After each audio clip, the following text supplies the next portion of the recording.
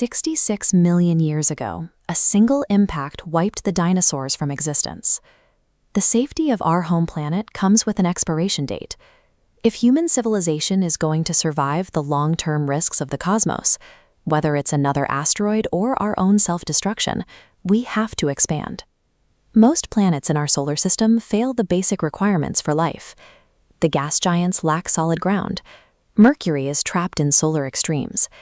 Even our closest neighbor, Venus, is a 450-degree pressure cooker of sulfuric acid. Mars, however, has a 24-hour and 37-minute day, which is nearly identical to our own. It has a solid surface, distinct seasons, and millions of cubic kilometers of water locked in ice at its poles and beneath the soil. When you compare the chemistry and temperature of every other body in our solar system, Mars is the only candidate that offers the necessary intersection of solid ground, manageable temperatures, and proximity. It is the only logical lifeboat available to us. Getting into that lifeboat requires navigating a logistical nightmare. Because Earth and Mars orbit the Sun at different speeds, the launch window only opens once every 26 months. Make it, and you're still looking at a 7 to 9 month voyage with no option for a quick return. Upon landing, you are greeted by a vast, frozen desert. The soil is rich in iron oxide, essentially rust, which paints the entire landscape and the sky above it a dusty red. Step outside without a suit, and you have about 2 minutes to live.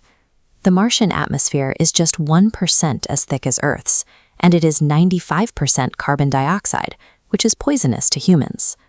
The temperature averages minus 60 degrees Celsius.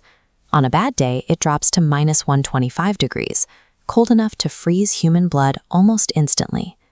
Then there is the invisible threat. Mars lacks an active magnetic core, meaning there is no natural shield against cosmic and solar radiation. What Earth deflects, Mars absorbs. A year on the surface delivers the radiation equivalent of 8 years on Earth. Mars is an active predator. Surviving there requires us to engineer our way out of a continuous, hostile environment. The primary architect actively trying to beat this trap is Elon Musk, whose goal is to establish a self-sustaining Martian city capable of housing 1 million people. Moving that many people and supplies requires dropping the financial barrier of spaceflight. The tool for that job is Starship, a fully reusable rocket capable of carrying up to 150 metric tons of payload directly to Mars. The plan rolls out in phases. Automated ships will drop critical supplies first. Only after those caches are secure will the initial human crews arrive, tasked with the work of assembling the base. Hauling tons of steel and concrete 140 million miles across the void to build permanent housing is too expensive to be sustainable. Instead, the colony relies on in-situ resource utilization.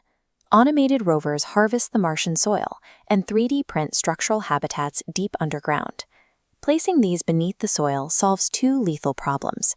It absorbs the deadly solar radiation and stabilizes the extreme temperature swings. We will use the dead crust of the planet to serve as our protective shield against outer space. With the walls built, the colony needs its 2 most critical consumables. First is water. We need it to drink, we need to split it apart via electrolysis to create breathable oxygen, and we need it to manufacture liquid propellant for rockets to return home. Fortunately, the planet is hoarding it. Specialized rigs will drill deep into the polar caps and subsurface layers, pulling up raw ice to be heated, filtered, and purified into a steady liquid supply. Food is a trickier equation. The Martian dirt is laced with toxic chemicals called perchlorates, which makes traditional dirt farming impossible. Agriculture will move into climate-controlled domes using aeroponics and hydroponics.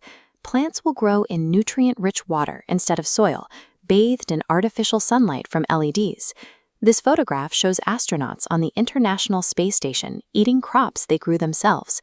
The success of cultivating lettuce in orbit proves these systems work. Mastering these closed-loop synthetic ecosystems severs the umbilical cord to Earth. A colony drawing water from ice and growing calories under glass is a permanent, self-sustaining civilization. Over time, the demographics of the colony will shift. What starts as a small crew of highly trained astronauts will broaden into a working class of engineers, doctors, and artists, especially as ticket prices fall toward the cost of a modern house. Daily life will require deep psychological endurance. Colonists will live entirely underground, utilizing camera feeds instead of windows to avoid radiation, and enduring up to a 22-minute communication delay with Earth. The planet's gravity is only 38% of Earth's. Children born and raised in those underground domes will adapt to the lighter environment. Their bone density will decrease, and their musculature will stretch out, making them significantly taller and leaner than anyone on Earth. Colonizing this planet involves more than just a change of address. It triggers the biological evolution of a completely new human species. The ultimate endgame is a 1,000-year project called terraforming. By melting the polar caps and releasing trapped carbon dioxide, we could theoretically thicken the atmosphere and warm the planet until humans can walk the surface without a pressure suit. A project of that scale sounds impossible, but in 1903, the Wright brothers barely managed to keep wood and canvas in the air. 66 years later, humans were walking on the moon. Our generation is witnessing the transition of that red dot in the night sky from a distant light into the first sight of human expansion across the universe.